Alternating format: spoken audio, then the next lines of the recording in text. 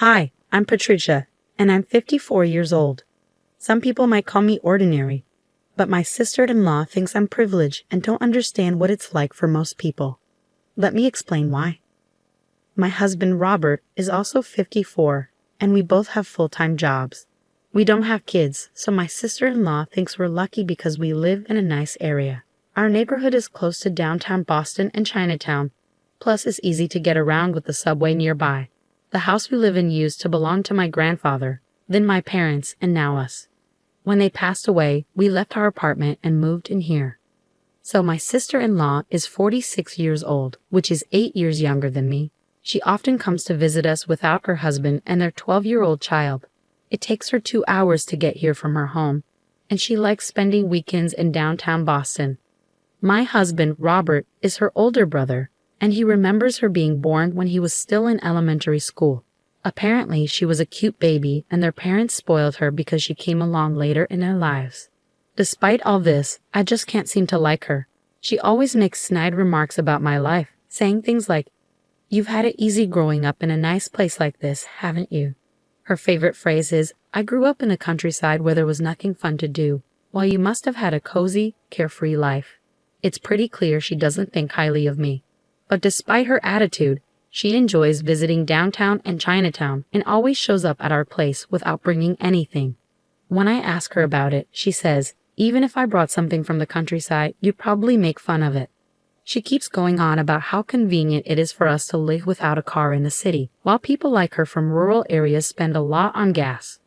Whenever I try to defend myself, saying that her area must be nice too, she accuses me of being sarcastic. She insists that living in a city where everything is within walking distance and there's good public transportation means I don't know any real struggles. It's frustrating because when I mention that I mostly stay home working during the day, she twists my words, claiming that I'm just bragging about living near tourist spots. It makes me wonder, who's the one being sarcastic here?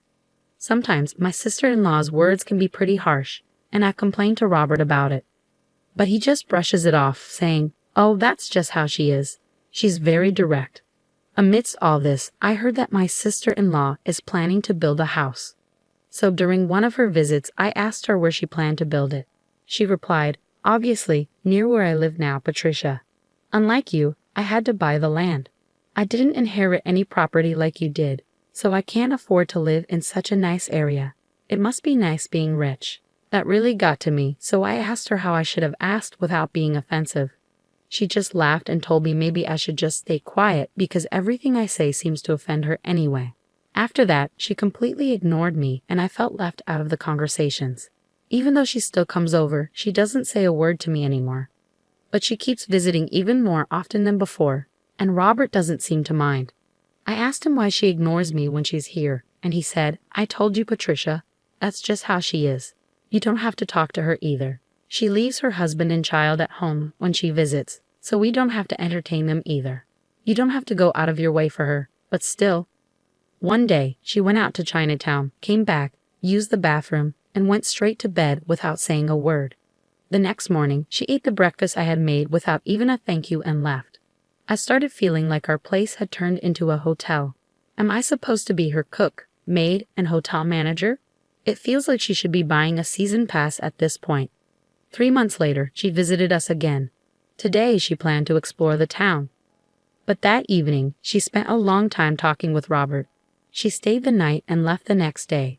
But Robert was excited and showed me a bunch of pictures. "Hey, look at this. It's the house my sister built. Oh, her house is all built now. You're going to love this." He showed me a picture of a pristine white building. Indeed, it looked newly built and was very pretty. "Isn't this amazing?" Robert enthusiastically showed me another picture. I tilted my head, puzzled. At first glance, it looked like a garage, but from looking at the mop in the picture, I could tell it wasn't big enough to fit a car. "Who is that?" "That's right. Isn't it amazing?" Robert exclaimed proudly and then shouted out, "It's a garage for a motorcycle, and it's custom made. My Harley can fit in here." "What?" I was completely stunned. "Wait, so you're saying this is your sister's house, right?" I couldn't quite wrap my head around it. "And you've been talking about swapping houses?" Caught off guard by this unexpected response and development, I was shocked. I dropped the plate that I was holding. She's been saying that she likes this house's location for a while now, and I've been saying that I don't like how old this house is since it's been passed down from your family for generations, Robert explained. So, she suggested, well, how about I build a new house here, and we swap houses? So I had her build a special motorcycle garage there so I can park my Harley. Wait, huh? What? I was taken aback. He never discussed any of this with me. I don't want to leave this house. It's not like I have any particular feelings about her house. Actually, I can't even process it all yet. Robert started to get irritated, perhaps because he didn't expect my objection. As far as I'm concerned, his reaction was unexpected. What are you hesitating for? My sister and I have been discussing this for a while. So what? I was never included in any of those discussions. You guys have been ignoring me this whole time. Hey, think about this. It's a really good offer. Plus, there's a garage where I can keep my motorcycle. Wait, what about me? Well, you enjoy watching suspenseful shows, right? They have a TV in their house too. Robert really loves his motorcycle. His Harley Davidson means a lot to him. As for me, I don't have many hobbies, but if I had to choose one, I like watching suspenseful shows like CSI or Columbo on Netflix. But what about my commute? Your bus and train journey will only be a little longer, that's all. Just a little longer? It's going to be an extra 2 hours. Well, I can ride my Harley. A 2-hour commute might be good for you. You've been putting on some weight lately, so think of this as a chance to lose weight. Lose weight? Even then, a 2-hour commute is crazy. I can't do that every day. But he was already excited about the new house and its garage for his Harley. He seemed surprised and annoyed that I was attached to our old house. Then he gave me an ultimatum. I'm giving our house to my sister and her husband. They have a new house with a garage for my bike. Why would you refuse? If you don't agree, I'll divorce you, he said firmly. Divorce? Did he just threaten me with divorce? I was shocked. Okay, let me sleep on it, I managed to say. I lay in bed stunned. A new house with a garage just for his bike. It seemed like it was all about Robert. His sister and her husband didn't even own a bike. They must have planned to take our house all along. And the fact that Robert agreed without talking to me first made me feel even worse. And then threatening divorce if I didn't agree? It felt like a threat. I couldn't forgive him for this. So for the next 8 hours until dawn, I was busy on my phone. The next day, I told Robert I agreed to move out. But I had a couple of requests. First, I needed 2 weeks to pack because I worked during the week. And second, they couldn't move in until we had moved out, okay? Yeah, sure, Robert said. You got them to build a garage, right? So as a thank you, I want to leave the house in really good condition. Let's hire professionals to clean it and hand it over 2 weeks after we leave. Robert agreed to that too.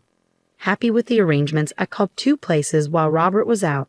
The next 2 weeks went by quickly. Robert was happily packing, singing some strange song about his Harley. I called my sister-in-law to ask, how big are the rooms in your house? I needed to figure out where to put our furniture. They were also calling us about their layout since they were moving from an apartment. 4 weeks' notice for moving is really short. It seems like they're rushing to get ready for their move. Then, on moving day, there was a knock on the door. Hello, we're from U-Haul Moving and Storage, said the first group of movers when they arrived. Great, come on in, Robert directed them. But soon after, there was another knock. Hello, we're from 2 men and a truck, said another group of movers. Robert was surprised. I quickly stepped in. Sure, come on in, I said, ushering them inside. Wait, what's happening? Robert exclaimed. What's happening is I said we're moving, so I'm moving to our new home, I explained. Okay, everyone, the boxes with yellow tape are mine. Please bring those this way. The rest can go with U-Haul, I said quickly. An hour later, I said, well, thanks for your help. I'll send you the divorce papers later. Wait a minute, Robert panicked. I glanced back. You're the one who wanted a divorce, remember? I left Robert behind and hopped into the taxi I had called. But the ride was short. Long day, huh? A man approached me. It was my older brother, Dave. He had come to help me move. Well, it's good you found a place in 2 weeks. It's just a rental, but yeah. What a mess. It's more than a mess. Anyway, I marked all the important stuff like the rice cooker with yellow tape, so I'll manage on my own. Dave pitched in. Even though the movers handled the big stuff, I still needed help with the rest, so his help was huge. With Dave's assistance, I got everything moved in one day. All right then, give me a call in a couple of weeks, my brother said as he left. 2 weeks went by since I moved. Just as I anticipated, my phone rang. Hello, my sister-in-law said on the other end. What's happening? I stayed silent, just listening. The house is gone. I tried not to laugh and looked down. It was hard not being able to speak. It's just an empty lot now. Why aren't you saying anything? You told me to keep quiet, remember? I replied. My sister-in-law screamed loudly, and I couldn't help but burst out laughing. It turns out my sister-in-law and Robert are in on it together. Then Robert got on the phone. Did you have to do all that? He yelled, sounding almost like he was going to cry. Hey, you're the one who threatened me. I couldn't help but find it hilarious. And remember, I said I wanted to leave the house clean, didn't I? Your way of cleaning is extreme, he retorted. It's the cleanest slate possible. A chance for a fresh beginning, Robert said, clearly frustrated, his fists clenched. Anyway, come over so we can discuss this. There's nothing to discuss. If you don't come, I won't sign the divorce papers. Do you remember when I initially refused to leave the house? You threatened to divorce me. It's funny how fast you've changed your tune. Shut up. All right, I'll come to your place, but I'm too nervous to come alone, so I'll bring someone with me. I contacted my brother. Are you up for this? He replied, absolutely. He's always been dependable. Thank you all for gathering today. My sister-in-law's husband, whom I hadn't seen since the wedding, started, almost like it was another wedding ceremony. He seemed shy. My brother Dave, my husband, his sister, her husband, and I all sat around the table in my husband's new home. We couldn't have the kids with us, so they were in the next room. But the atmosphere in our room was tense. My sister-in-law had come in cheerful, but she was shocked to see an empty lot where the house used to be. Since they'd already given up their apartment, they couldn't go back in a hurry. So the movers brought all their stuff to my sister-in-law's new house. Now there were everything, 2 cabinets, 2 tables, making the space feel really cramped. Seeing everything doubled up was a shock. It felt like something you'd hear about in a TV broadcasting mishap. Why would you demolish the place? This is too much, Robert's sister exclaimed angrily. Robert joined in, yeah, just because my sister is easygoing and you're sensitive doesn't give you the right to do this to her. How could you sink so low? They were both yelling, but I couldn't help but laugh. I inherited that London house. It was originally my grandfather's, so I can do whatever I want with it. My husband defended himself. Then my brother added, basically, since Patricia inherited the London house, it's her individual property and doesn't count as marital assets. So you, as her husband, don't have the right to decide what happens to it or give it to your sister. Huh? What? My sister-in-law and husband were stunned by the unexpected revelation. Well, if you had told us that from the start, this could have been avoided. Robert tried to deflect blame. Classic Robert and Patricia, always in sync. So are we just blaming each other now? I thought silently. It's too late to object. My sister-in-law's husband sighed. You threatened me with divorce and told me not to talk to your sister. So I couldn't say anything. I finally spoke up.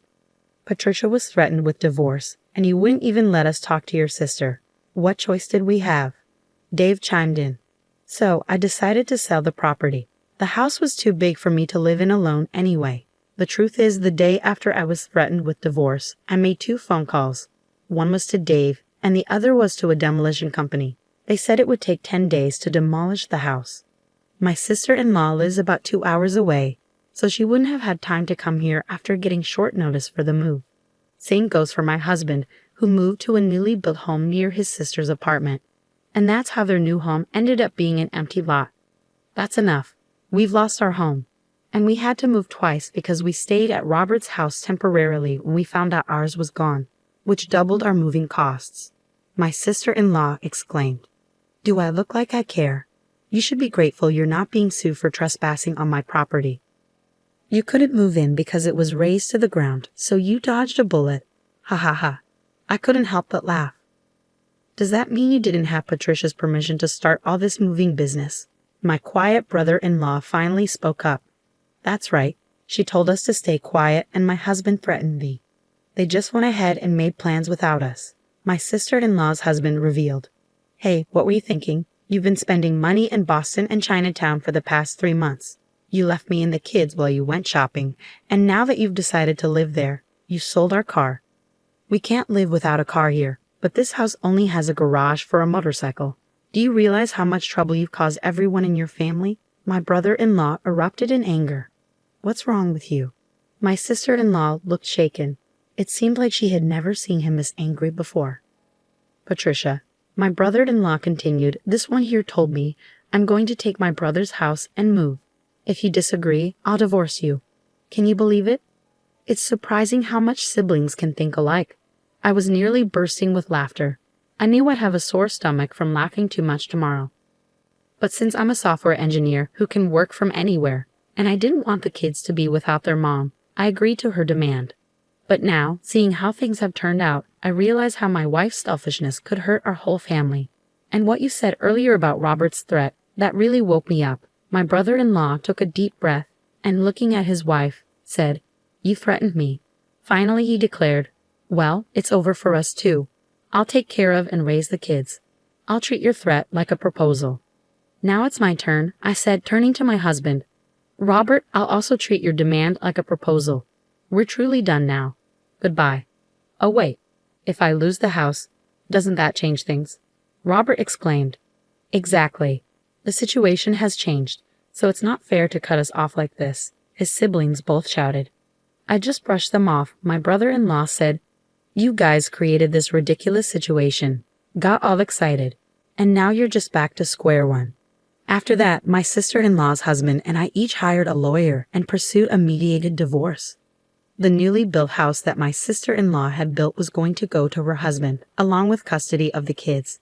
My sister-in-law, who was always spending money and rarely at home, often left the kids' care to her husband, even on weekends. The kids felt distant and lonely, but now that they're living with just their father, they say they're happier because they know their father will always be there for them. The new house ended up belonging to my sister-in-law's ex-husband because she couldn't afford the mortgage payments.